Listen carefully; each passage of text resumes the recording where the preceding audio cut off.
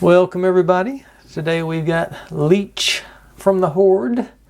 Got his gimmick was he sucks onto people and drains their powers or something along those lines.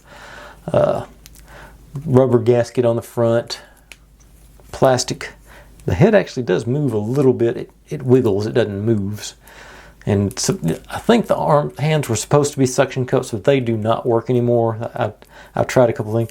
He's a little more rubbery than most of the Masters figures, and you can sort of feel that sort of breakdown of the rubber as it aged. The body is plastic, but like I say, it's sort of that rubberized plastic. Got this Horde decals on his boots and armbands, and of course the big red one in the middle with Hordak.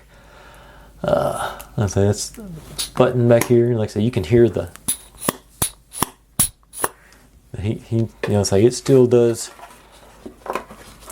suction onto things. If I can get my hands to work all three places at once, and he'll pick stuff up. Fairly good hold. Got the foam from that inside it, and then you push it down to release.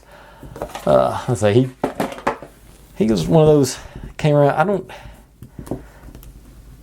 He sort of came along right as I was getting out. The whole Horde thing sort of came along as I was getting out of Masters of the Universe. Of course, that was more the She-Ra enemies than it was He-Man, and I didn't have any of the She-Ra stuff. I remember going to see the movie. I enjoyed it. Let's see what else. Well, that's about all there is to him. He's got odd feet for the Masters of the Universe figure. Sort of the four, I guess, sort of frog-like feet.